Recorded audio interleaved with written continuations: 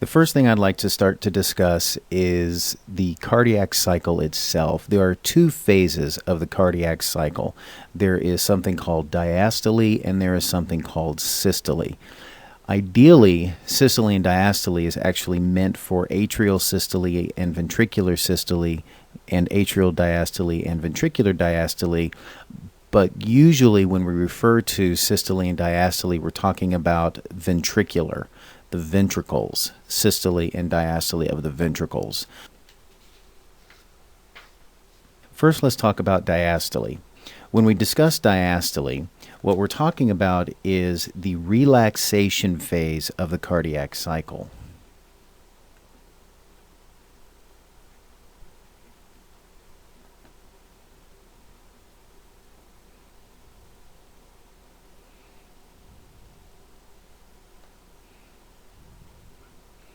What that means is during the relaxation phase of the cardiac cycle, the muscle fibers in the heart are lengthening or relaxing.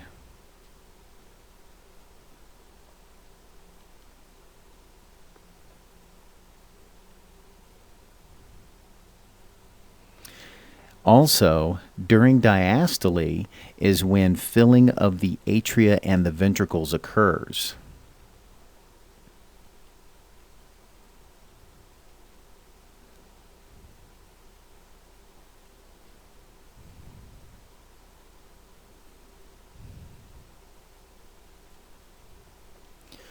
Another thing that occurs during diastole is coronary perfusion occurs.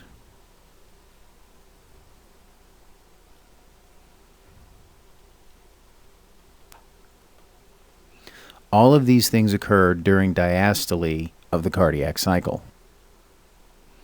Systole is the contraction of the ventricles or the atria, but ideally it is the contraction of the ventricles where blood is ejected into the aorta and the pulmonary artery.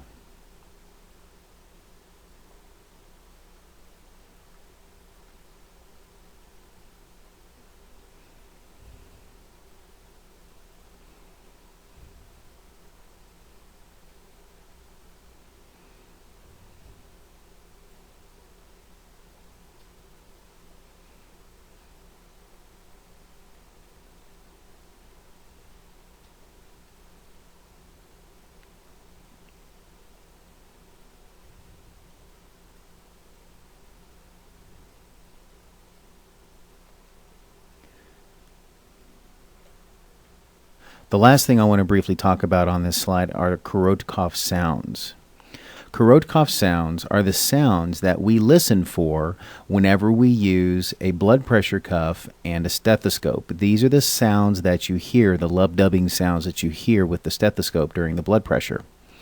They're named after a person whose name is Dr. Nikolai Korotkov, who is a Russian physician who described them back in 1905 when he was working out of a medical academy in St. Petersburg. Next, let's talk about cardiac output. First of all, what exactly is cardiac output? Cardiac output is the volume of blood pumped into the pulmonary and systemic vascular system.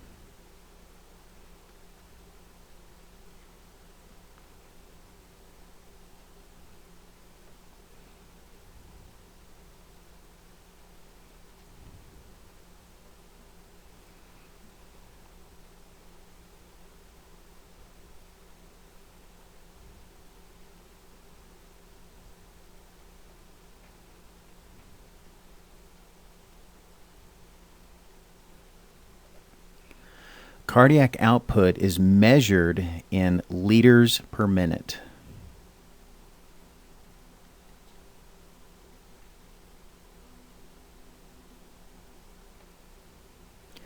To find how much a person has, how much cardiac output a person has, there's a specific formula that is utilized to find a cardiac output. The formula that people use is stroke volume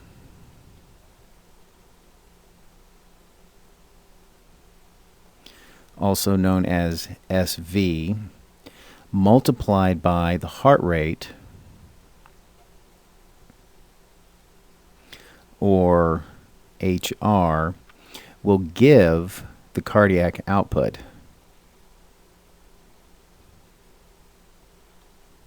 So stroke volume times heart rate equals CO. In this case, CO is cardiac output. When we talk about cardiac output, it's not easy to calculate cardiac output, unfortunately. There are some things that we need to take into account when we talk about cardiac output. Heart rate is easy to tell. You count the heart rate over a minute, and that gives your heart rate. Unfortunately, stroke volume, there's a few more factors that play into the stroke volume itself. But before I get into the factors that account for stroke volume, I want to discuss briefly some common knowledge when it comes to cardiac output. So when we talk about cardiac output, it is common knowledge that stroke volume is equivalent to about 70 milliliters of blood per contraction. And this is actually contraction of the left ventricle when we talk about cardiac output, the left ventricle. So what that means is every time the left ventricle contracts, about 70 milliliters of blood is ejected. This is an average. Some people may have more, some people may have less. So how do you calculate using the common knowledge that one contraction is 70 milliliters of blood? Well, if we take our stroke volume, if you remember the formula, stroke volume times heart rate equals cardiac output. If stroke volume is 70 milliliters times, and we have a person, let's just say they have a heart rate of 70 beats per minute, so we'll make it easy. What that means is your cardiac output is going to be measured in, or is going to be 4,900 milliliters per minute. Now, cardiac output is not measured in milliliters per minute. Cardiac output is measured in liters per minute. So this would be equivalent to 4.9 liters per minute.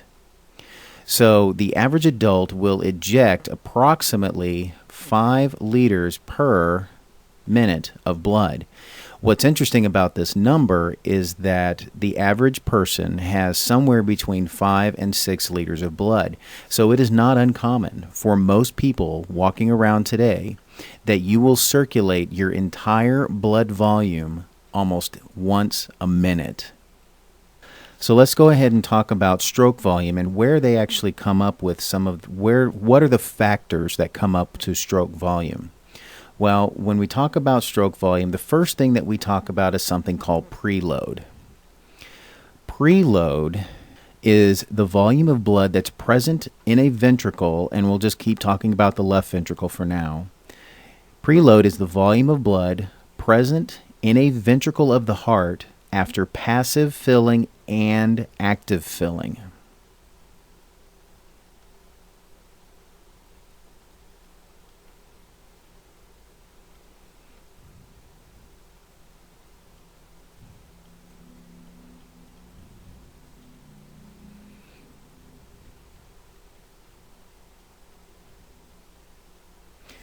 What do I mean by passive filling versus active filling? Well, when I was a kid, and I'm sure a lot of people were taught this whenever they were kids in their health class or whatever class you learned about the heart, what I understood was that whenever blood came to the heart, the first place that the blood went was up into the atria. And then when the blood goes into the atria, it just stays up in the atria. And then the atria, the right and left atrium, would contract and push all the blood down into the ventricle.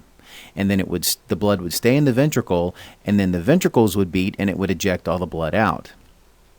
Unfortunately, that is not entirely accurate. What really happens is passive filling occurs, and then active filling occurs of the left and right ventricle.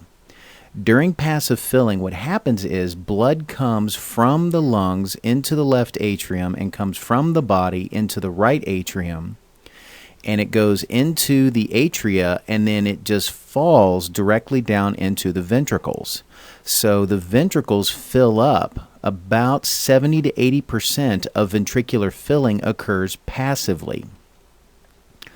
Active filling occurs whenever you have the atria just give that little bit of kick, that little bit of contraction, and it puts in maybe another 30%, 30%. It kind of depends on the person, but those are some average numbers there.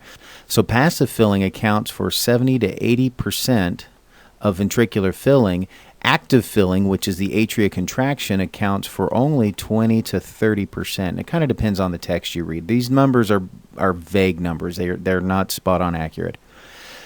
That's preload. The amount of blood that ends up in the left ventricle or the right ventricle after active and passive filling, and this is milliseconds before systole, before the contraction actually occurs. This is the maximum amount of blood volume available in the left and right ventricle just before the systole or the contraction of the ventricles to eject the blood.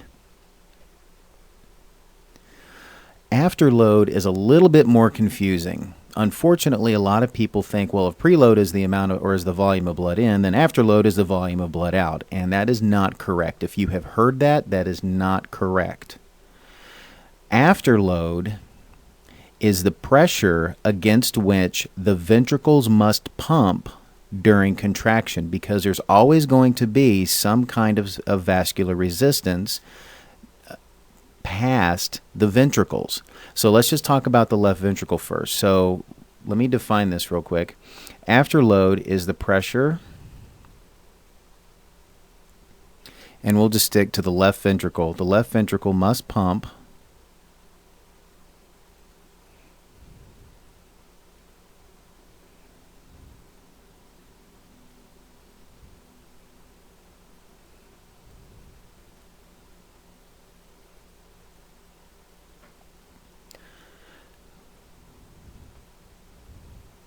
supposed to be a D. So the afterload is the pressure the left ventricle must pump against to eject the blood. Now, there are a couple things that are going to keep the left ventricle or keep the blood from being ejected out of the left ventricle. One of those things is called systemic vascular resistance, or SVR. The systemic vascular resistance is the resistance inside of the arterioles, arteries and arterioles in the systemic circulation. The blood must be forced through that systemic vascular resistance, and the left ventricle is the driving force behind pushing that blood through that systemic vascular resistance. The other thing that the ventricle must push against is the aortic valve.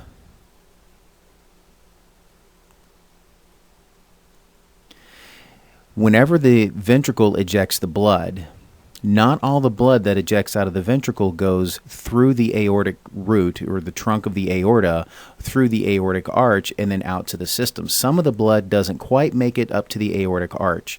So what happens is, as the blood tries to travel back into the aorta, through the aorta, into the left ventricle, as it travels through the aorta into the left ventricle, it smacks up against that aortic valve. Now, there's going to be a little bit of blood sitting on that aortic valve. Not all of it goes into the coronary circulation. Some of it's going to sit there. So when the left ventricle contracts, it has to push against the aortic valve to push the liquid or the blood off of the aortic valve, and then continue to push blood throughout the entire vasculature. That is the afterload, the pressure the left ventricle must pump against to eject the blood. The third factor that affects stroke volume, preload and afterload, are two of the factors that affect stroke volume. The third factor that affects stroke volume is contractile force of the myocardium. If you increase the force of contractions, what will happen is you will increase the stroke volume. You'll increase the amount of blood ejected with each contraction. The next thing is the Frank-Starling law of the heart. Frank and Starling were two physicists, just as clarification. Some people think that Frank Starling was a dude that figured this out, and that's not entirely accurate. Realistically, though, Frank and Starling were two physicists that really talked a lot about the Frank-Starling, this law of the heart of filling and contracting and all that stuff. So let's talk a little bit about that. First, let me put up here the definition. When the diastolic filling of the heart is increased or decreased with a given volume, the displacement of the heart muscle increases or decreases with this volume. Very official terminology there. So let's see if I can explain it a little bit better. First, I want to talk about diastolic filling here. When we talk about diastolic filling, during diastole, that's all of the blood that is put into the left or right ventricle, but we'll stick with the left, and the left ventricle after passive and active filling. When diastolic filling is increased or decreased with a given volume, because that's what it is, diastolic filling is a volume of blood. When they talk about the displacement of the heart muscle increases or decreases with this volume, what that means is if you increase the amount of volume into the heart muscle, it will increase the heart muscle displacement. Now what that means is it's a lot like a balloon. If you increase the volume of air inside of a balloon, or you keep blowing up a balloon, what's going to happen to the walls of the balloon? They're going to get bigger and bigger and bigger, which means the displacement of the wall is going to increase. So just like a balloon, if you increase the amount of air in a balloon, it's going to get bigger. If you decrease the amount of air in a balloon, it's going to get smaller. The balloon is going to get smaller. The same thing happens with the heart. If you increase the amount of blood into the left ventricle will actually expand a little bit more. If you decrease the volume of blood in the left ventricle will not expand as much. Now, how does this affect cardiac output? Well, if you increase the amount of volume in the left ventricle, it will increase the displacement of the wall, or the left ventricle will get a little bit bigger like a balloon. The nice thing about the heart muscle is that it will, kind of like the balloon or a rubber band, if you stretch a rubber band really long and you let go, it's going to snap back even faster and even harder. The left ventricle is the same way. If you increase the size of the left ventricle because you increase the volume, if it stretches a little bit more, it's going to rebound back a little bit harder. So if you rebound the left ventricle back just a little bit harder, you're going to increase the amount of blood and the pressure that is being ejected out of the left ventricle. This happens a lot whenever people are in some kind of a sympathetic stimulation. For example, let's say somebody is working out. If you have somebody that gets on a treadmill or an elliptical or something like that and their heart rate increases, the demand of blood increases. So what happens is sympathetic stimulation will cause more blood to fill the left ventricle, which will cause it to expand a little bit more, and like a rubber band, it will snap back and eject blood a little bit harder, and it'll eject a little bit more blood because you did fill the left ventricle a little bit more. At the same time, when people are done working out and they're calming down, less volume of blood is going to be sent to the heart, so therefore you're going to have less blood into the left ventricle, so it's not going to open up and expand as much. So the more that filling occurs, the greater the contractile force. That is the Frank-Starling law of the heart.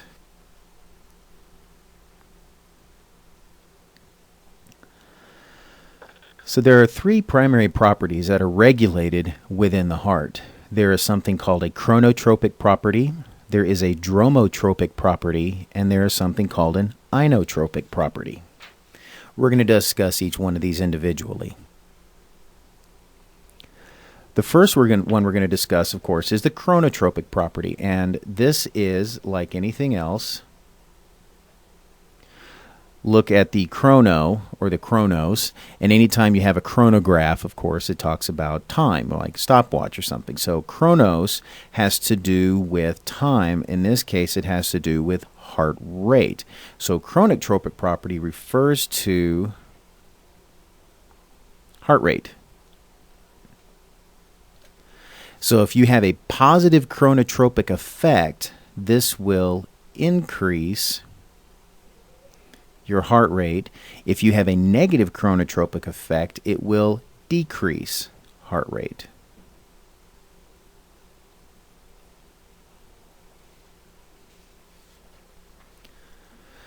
Next, we're going to talk about dromotropic properties. Dromotropic property refers to the speed of conduction through the heart.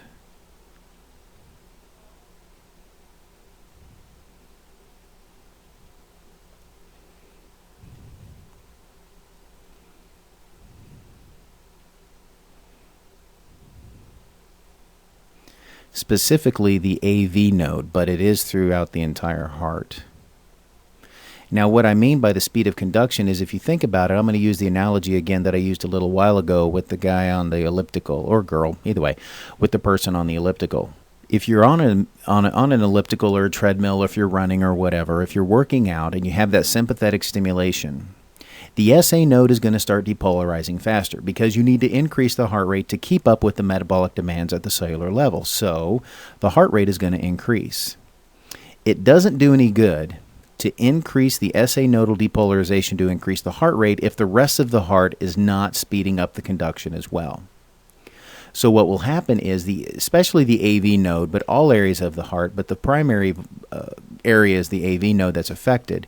The AV node will actually allow a signal through itself quicker every single time during that sympathetic stimulation. So that's what's considered a dromotropic property. A positive effect will increase the speed of conduction,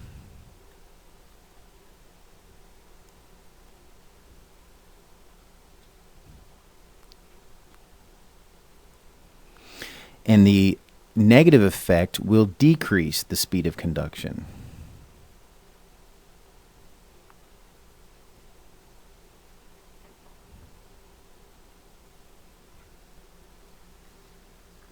The last one here is inotropic properties. Inotropic properties refer to the contractile force, or the force of contractions, whatever you want to call it. So it refers to force of contractions.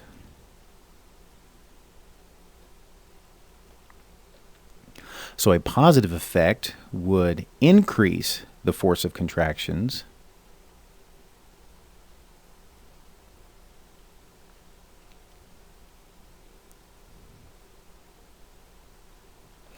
and a negative effect, of course, would decrease the force of contractions.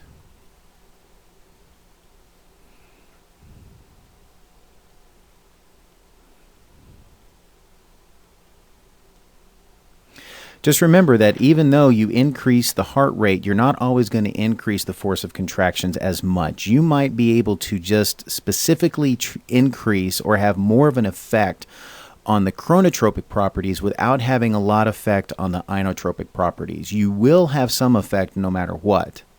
But there are medications out there that will specifically increase dromotropic, inotropic, and chronotropic properties, but there are other medications that are more specific to each one of the areas. It kind of depends on the effect that you want to have.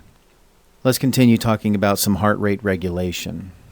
There are two systems in place, and this is kind of the last topic, so we're almost done. There are two systems in place that help regulate the heart rate. One of them is an intrinsic regulatory system, and the second one is an extrinsic regulatory system. Now, when we talk about intrinsic and extrinsic, it's intrinsic to the heart or extrinsic to the heart. Intrinsic means that it is a system that is in place inside of the heart that controls the heart rate. There's only a little bit of a factor here. Most of the regulation of the heart rate comes from extrinsic factors, which means it comes from outside of the heart. The nervous system outside of the heart is what affects the heart rate. So let's talk about the intrinsic system first.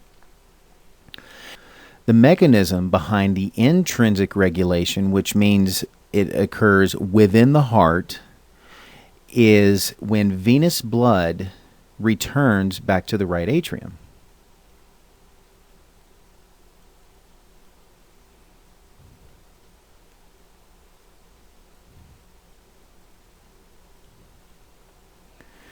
What happens in this case is that the more venous blood that is returned to the right atrium, this causes the SA node to stretch,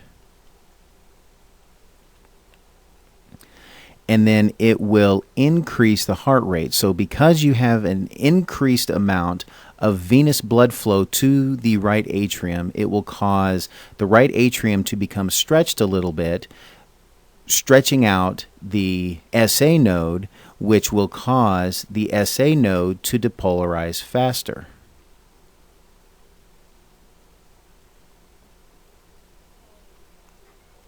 And when this occurs, it increases the heart rate. Now, this is a very temporary mechanism. This isn't something that's supposed to be sustained over long periods of time, weeks, months, years, that kind of stuff. This is if you're doing something, or let's say you lay down.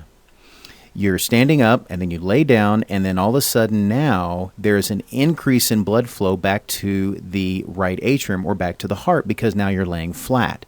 What can happen is the SA node will stretch, causing it to depolarize a little bit faster to try to start to get blood through the heart a little bit quicker to avoid any backup of fluid or congestion. That's what it's trying to do. It's trying to keep the blood flowing throughout the entire heart without causing any kind of congestion.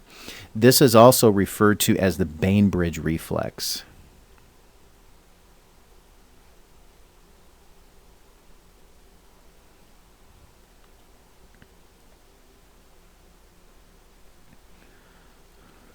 The extrinsic regulatory system is a little bit more complicated, and I'm not going to go into massive amounts of detail here, but this is kind of a summation of how it works.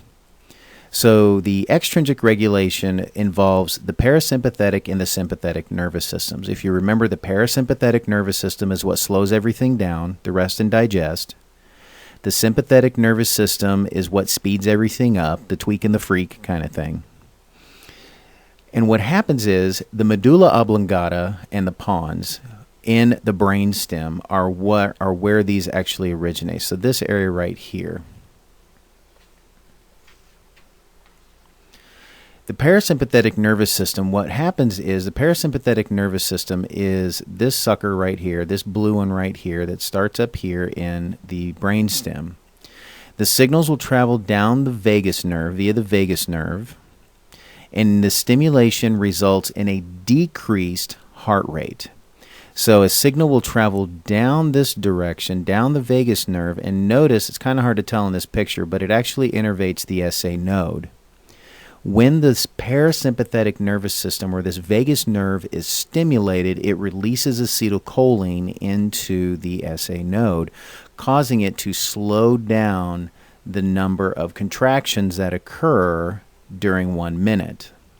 This can also result in a decrease in force of contractions, also known as inotropic properties. So the vagus nerve primarily affects chronotropes, but it can also affect inotrope. The sympathetic nervous system, what happens with the sympathetic is it will travel a little bit further down through the T1 through T5. Here's your cervical chain right here, and it jumps through here. Notice it also innervates the SA node, but you can see down here that the sympathetic nervous system also innervates pretty much everywhere else in the heart. What happens with the sympathetic nervous system is that it will affect chronotropic and dromotropic properties of the heart as well as inotropic properties. The primary neurotransmitter in the sympathetic nervous system is norepinephrine, or norepi, and epi. There's more norepi than there is epi, but they're both the primary neurotransmitters in the sympathetic nervous system. Now, the sympathetic and the parasympathetic nervous systems here are always combating back and forth. They're always influencing the heart one way or another. The effect depends on which one is flooding the heart more. Is it going to be the epi and norepi? And if that's the case, then you have less parasympathetic right here. But if there's more parasympathetic, you have much less sympathetic. But they're always kind of combating back and forth against each other. Some of the receptors that affect the parasympathetic and sympathetic stimulation are baroreceptors and chemoreceptors. Baroreceptors are primarily found in the aorta, right here, and the carotid artery. What will happen is, if now these baroreceptors measure pressure, right? Baro, pressure. So what happens is, if these baroreceptors here are stimulated, they will send a signal to the pons in the medulla, which will then in turn send a signal back down the SA node to the SA node via the vagus nerve. If you're stimulating the vagus nerve, that means you're going to cause a drop in heart rate. This is primarily what happens whenever you have somebody who vagals out.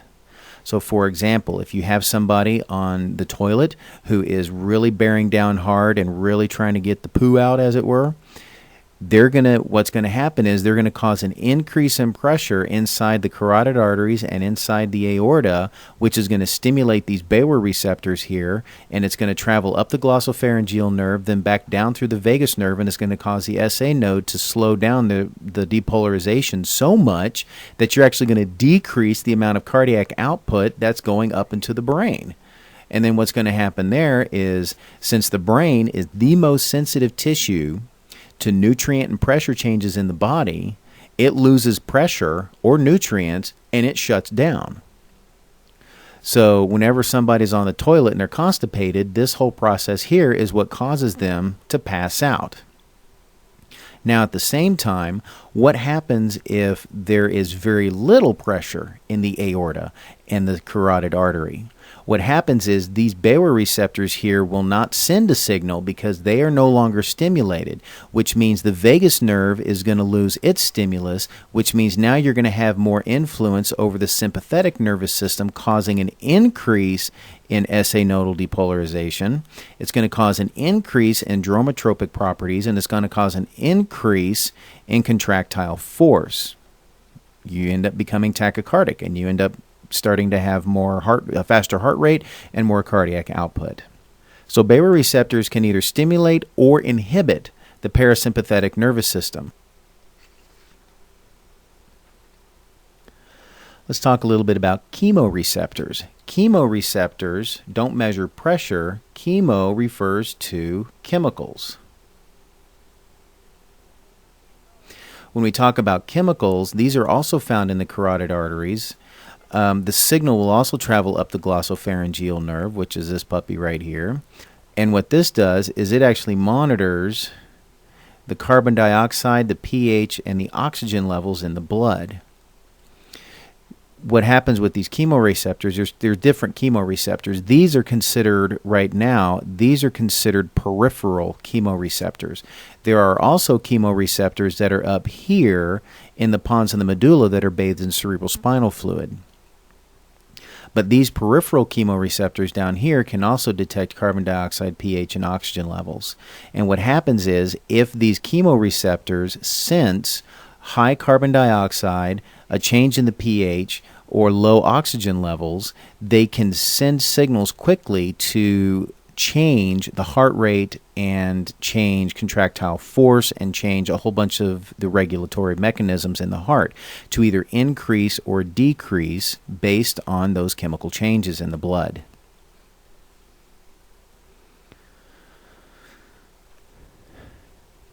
So what are the three properties regulated within the heart? Well, the three properties regulated within the heart are the chronotropic,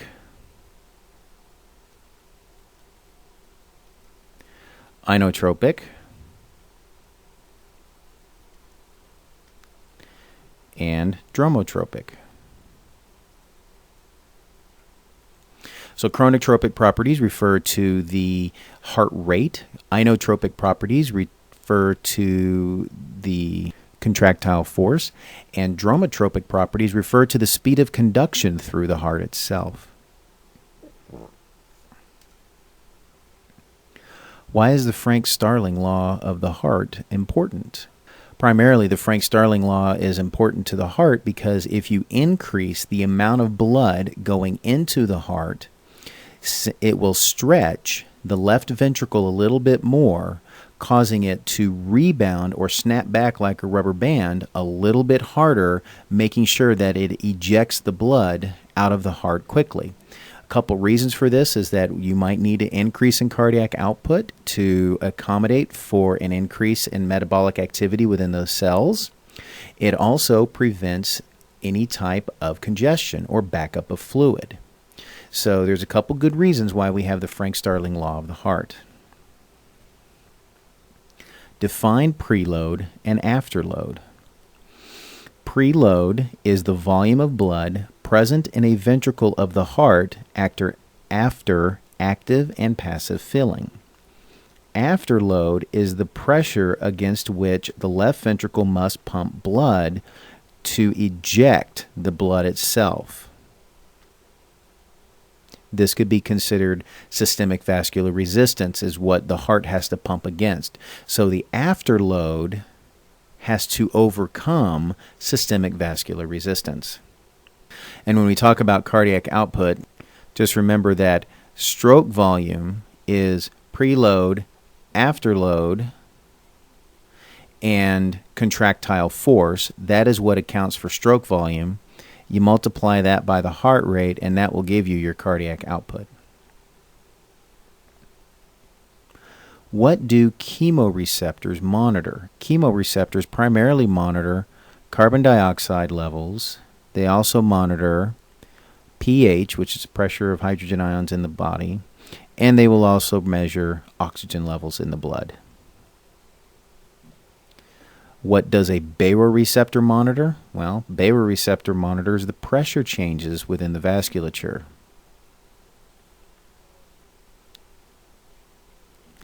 What pressure changes, or where are the pressure changes detected? Primarily, they are detected in the aorta and the carotid arteries. That concludes the Mechanical Anatomy of the Heart Part 2 presentation. If you have any questions, please feel free to contact me or contact your lecture instructor.